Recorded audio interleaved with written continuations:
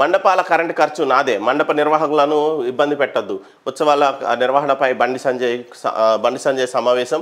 So బండి సంజయ్కి ఇప్పుడు ఈ వినాయక చవితికి విగ్రహాలకు సంబంధించి కొత్త ప్రభుత్వం వచ్చేసరికి కొత్త గైడ్లైన్స్లు వచ్చి ఈ పోలీసులు ఎక్కడ పడితే అక్కడ టెంట్లు వేయొద్దు, వినాయకుడి విగ్రహాలు పెట్టద్దు అనే ఇది చేస్తున్నారు. కొంచెం ఇబ్బందికరంగా వ్యవహరిస్తున్నారు. కొన్ని సెన్సిటివ్ ఏరియాస్లో వినాయకుడి విగ్రహాలు గతంలో జరిగిన గొడవల దృష్ట్యా ఆ ఏరియాలో విగ్రహాలు పెట్టద్దు అని చెప్పేసి ప్రభుత్వం కావచ్చు, పోలీసులు కావచ్చు సూచిస్తున్న పరిస్థితుల్లో గణేష్ ఉత్సవ కమిటీని ఇది చేస్తే వాళ్ళు ఖచ్చితంగా వాళ్ళకి పర్మిషన్ ఇప్పిస్తారు.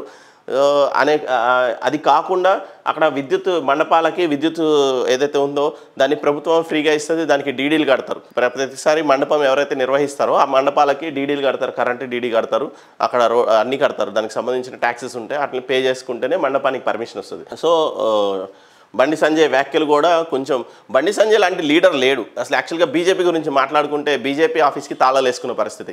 అసలు ప్రెస్ మీట్లు ఎవరు పెట్టద్దు అని చెప్పేసి మన రఘునందన్ రావు పెట్టిన లాస్ట్ ప్రెస్ మీట్ తర్వాత ఇంకెవరు ప్రెస్ మీట్లు పెట్టడానికి వీల్లేదు అని చెప్పేసి బీజేపీ ఆఫీస్కి తాళాలు వేసుకున్న పరిస్థితి. ఎందుకు భయపడుతుంది బీజేపీ? ఎక్కడ దాక్కుంటుంది? ఎందుకు అంత భయపడుతుంది? ఇప్పుడు సెంట్రల్ మినిస్టర్ కాబట్టి ఆయన బయటకు వచ్చి అంత ధైర్యంగా మాట్లాడగలిగాడు.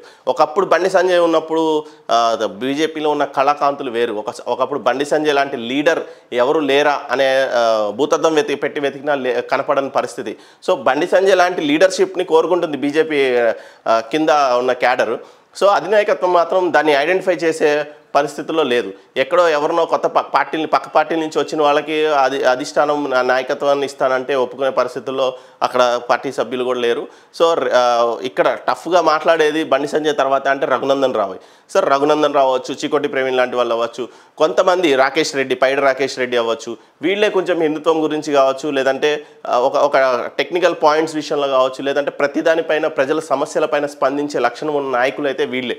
సో వీళ్ళ తర్వాత ఏదైనా వీళ్ళు స్పందించే లక్షణం లేని కొంతమంది బీజేపీ నాయకులు ఉన్నారు. వాళ్ళు గాయ గత్తరు చేస్తున్నారు. సో వీళ్ళ అల్లరిని తట్టుకోలేక బీజేపీ ఆఫీస్ తాళం వేశారా, లేదా బీజేపీ అసలు తెలంగాణలో ఫంక్షన్ చేయొద్దు, తెలంగాణలో మనం ఎలాంటి చర్యలు తీసుకోవద్దు, అసలు తెలంగాణని కొన్ని రోజులు మ్యూట్లో పెట్టండి అని ఏదైనా ఇండికేషన్స్ అందడం వల్ల బీజేపీ ఆఫీస్ మీడియా సెల్కి తాళాలు పడ్డాయా? ఎందుకంటే మీడియా సమావేశాలు పెట్టే పరిస్థితుల్లో బీజేపీ పార్టీ లేదు.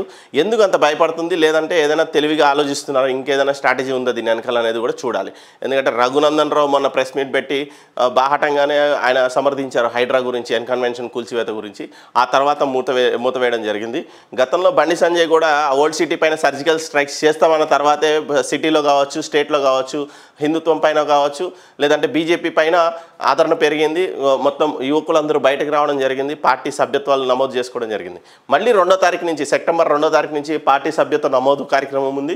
ఇదే కార్యక్రమాన్ని పెద్ద ఎత్తున నిర్వహించాలని చెప్పేసి పార్టీ శ్రేణులు, పార్టీ నాయకులు కూడా చేస్తున్న పరిస్థితుల్లో మీడియా సెల్కి లాక్ వేసి పెట్టడం కొంచెం గందరగోళంగానే కనిపిస్తుంది. ఎందుకంటే మొన్న మాధవీలత కూడా ప్రెస్ మీట్ పెడతా అంటే పార్టీ ఆఫీస్లో పెట్టడానికి వీల్లేదు, వెళ్ళి మీ సొంత స్థలంలో పెట్టుకోండి అంటే ఆవిడ విరించి హాస్పిటల్లో పార్టీ ప్రెస్ మీట్ అరేంజ్ చేయడం జరిగింది.